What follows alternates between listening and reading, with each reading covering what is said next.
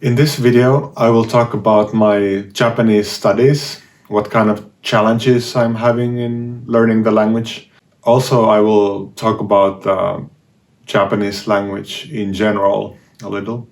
I can already have some kind of conversations in Japanese, pretty long conversations actually, if it's one-to-one. So I know the Japanese person will be slowing down a little, and I can sometimes ask, like, can you repeat that, please? Can you explain that in other words? But I want to get my language level to a really high level. So yeah, I still have quite a lot to learn. This may sound crazy, but Japanese is actually not a very difficult language. So, well, many people will say, like, look at the writing, how complicated it is. And that's true in a way. But also technology helps in that. Technology helps in both learning those kanji, the Chinese characters that the Japanese use, but also helps in reading the text. In many kinds of Japanese texts, there's like the little pronunciation guide called furigana that tells you how it's pronounced. So that helps a lot. But yeah, these days there are like these smartphone applications that you can you can point your phone on a text if you come across kanji that you don't recognize, and it will just show the meaning and how it's pronounced. I use an app called Yomiwa, Japanese dictionary app. That's really good. It has a lot of example sentences also, so that's really useful also. I use the Heisig method for memorizing and learning the kanji, and with that you can learn really fast those characters. And also over time, some of the kanji you see so often that they just become, you just get used to them. When after seeing them like dozens of or hundreds of times, they become just like images that you easily recognize. And one thing that's pretty easy about the Japanese language is that it's the phonetics, the sound system of the language is very simple. So it's pretty easy to pronounce the language. So many or some people will maybe confuse the Chinese and Japanese languages, but they are actually not even related. So they belong to completely different language families.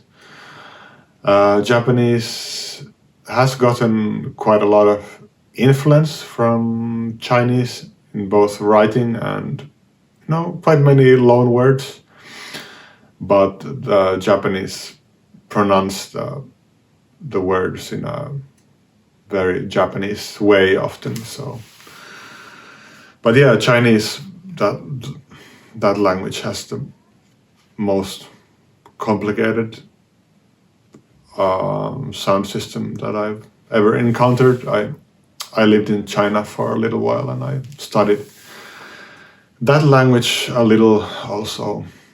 But also Japanese grammar is pretty straightforward.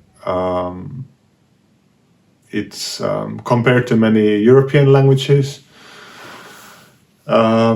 The grammar is like relatively simple. It doesn't have that many like word endings, verb conjugations. Like there are no genders, like feminine or masculine words.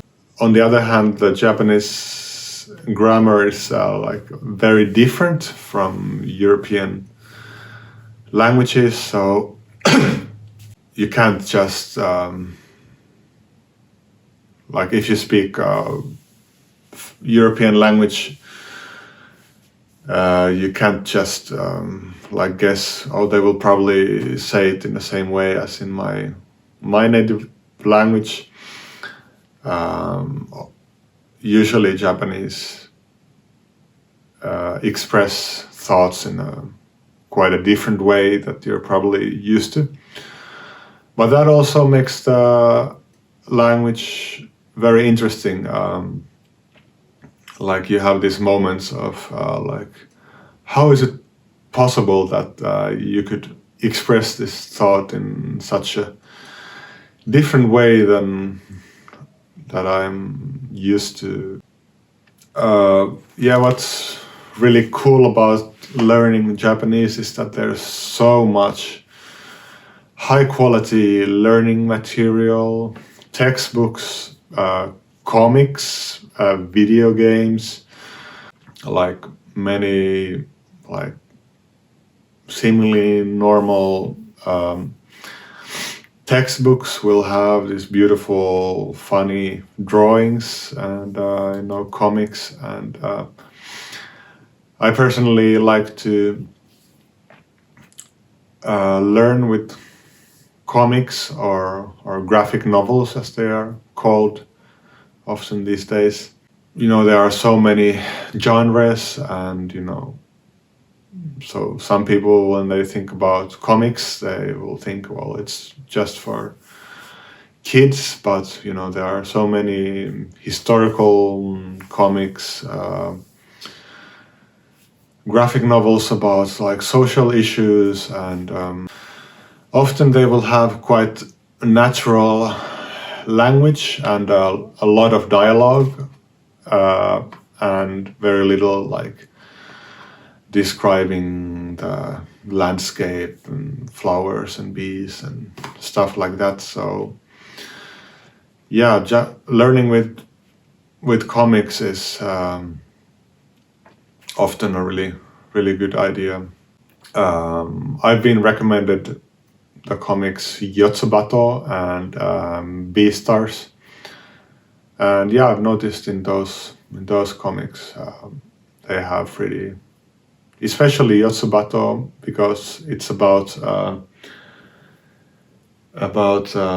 single father and his child. They'll be usually talking about pretty simple stuff and everyday life.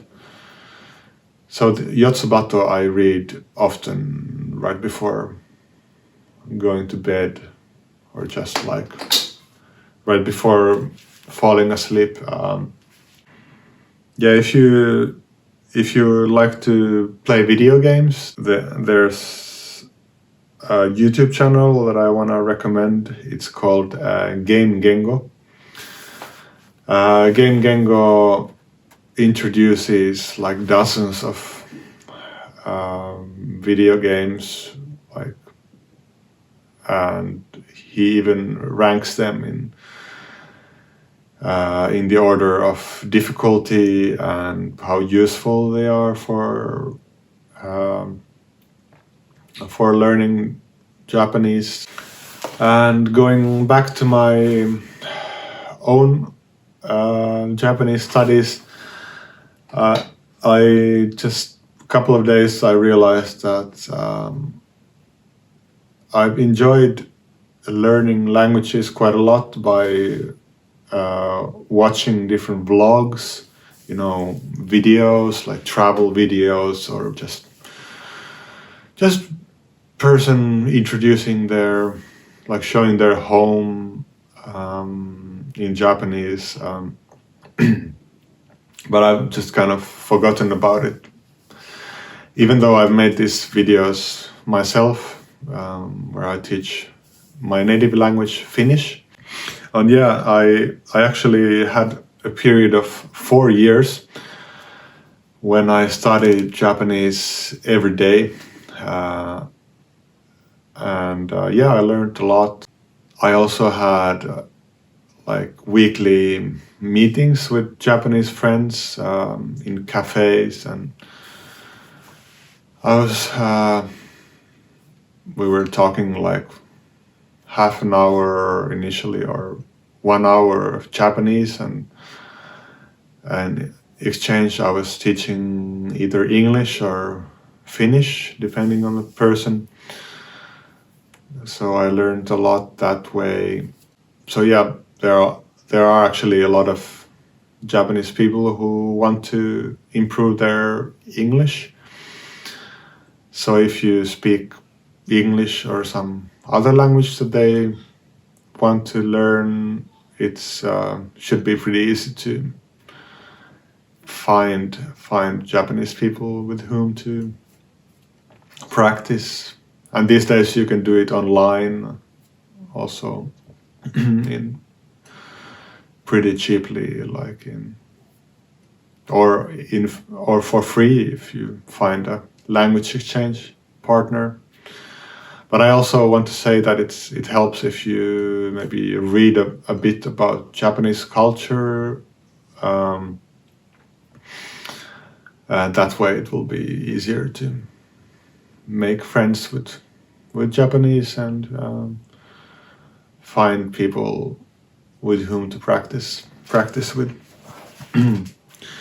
So yeah, during these 4 years, I also used a lot this application Anki. It has this SRS system, is it called?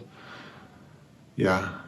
I learned thousands of phrases, expressions with that app. So yeah, that was really useful. But looking back, I realized that I was not doing enough listening, or maybe I was not listening to the right kind of podcasts and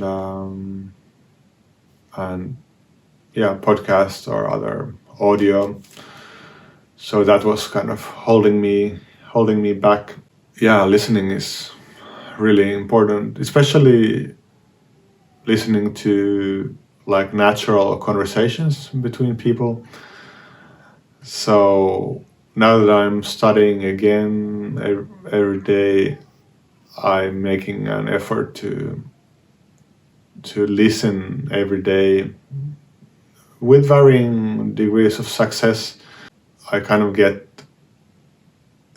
easily distracted with like social media and other reading the news. So in order to get more listening time and reading time, last few days I've been really thinking that I need to really schedule time to listen to Japanese learning material. I have quite a lot. I have found many conversations that I can both listen and read, which is very useful. But I really need to reduce distractions. Since the source of distractions is often smartphone, it's just often my brain goes into autopilot when I pick up that phone, and I just, without not even noticing, sometimes I open social media or the news. So I've decided to have more study sessions where I just put the phone in a different room and I use my iPad instead. So yeah, in my tablet I don't have any social media applications or Twitter, so that should help. But yeah, I think I also need to really schedule times to listen to my language learning content. We have, as maybe you can hear in the background, we have a small child, so that you know, gives some restrictions and sometimes makes life a bit more complicated, meaning that I can't just pick up my study material anytime. So I need to schedule times. I've been waking up quite early before anyone else in the house to get more study time. I know some people who are more evening persons. They will schedule the time after the child falls asleep or everyone else in the house falls asleep. But yeah, I think this scheduling blocks of time when I study will be useful. Brendan Burchard also recommended to ask yourself every morning, why do I need to avoid distractions today? And thinking also how I will avoid those distractions. I will be using that trick